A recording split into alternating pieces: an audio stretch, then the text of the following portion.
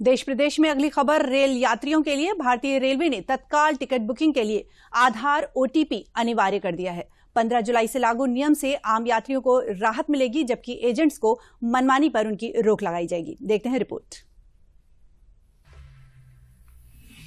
बीते 1 जुलाई को भारतीय रेलवे ने बड़ा बदलाव किया था, जिसमें आईआरसीटीसी वेबसाइट पर सिर्फ आधार वेरीफाई यूजर्स को ही तत्काल टिकट बुकिंग की परमिशन दी गई थी। लेकिन अब रेलवे ने इससे जुड़ा एक और बदलाव करते हुए एक और नियम लागू किया है, जिसमें तत्काल टिकट के लिए आधार ओटीपी को जरूरी कर दिया गया है। यानी अब सिर्फ आधार से जुड़े मोबाइल नंबर पर ओटीपी आएगा, तभी हुई टिकट बुकिंग को कंफर्म माना जाएगा। भारतीय रेलवे ने तत्काल टिकट बुकिंग प्रक्रिया को ज्यादा पारदर्शी और सुरक्षित बनाने के लिए नया नियम लागू किया।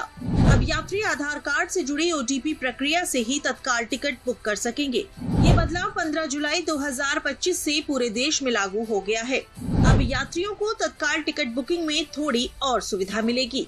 दरअसल रेलवे द्वारा किए गए इस बदलाव का सबसे बड़ा फायदा उन आम लोगों को मिलेगा जो हर बार ट्रेन टिकट बुकिंग की कोशिश करते हैं, लेकिन एजेंट्स की वजह से चूक जाते हैं। इससे पहले भी भारतीय रेलवे ने 1 जुलाई से नए नियम लागू किए थे, जिसमें टिकट बुकिंग से लेकर टिकट की कीमतों में बदलाव तक के नियम शामिल थे। अब आप रेलवे द्वारा लागू किए गए इस नए नियम को भी तफसील से समझिए। नए नियम के अनुसार अब यात्रियों को आईआरसीटीसी की वेबसाइट पर या ऐप के जरिए तत्काल टिकट बुकिंग के लिए आधार ओटीपी वेरिफिकेशन करना होगा।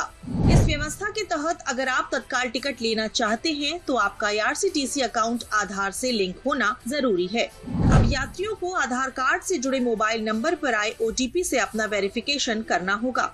इस नए नियम से पारदर्शिता आएगी और आम यात्रियों को तत्काल टिकट मिलने में भी आसानी होगी। टिकट बुक करने से पहले ओटीपी आएगा और ओटीपी डाले बिना बुकिंग पूरी नहीं होगी। यानी अब बिना आधार ऑथेंटिकेशन के तत्काल टिकट बुक करना संभव नहीं होगा।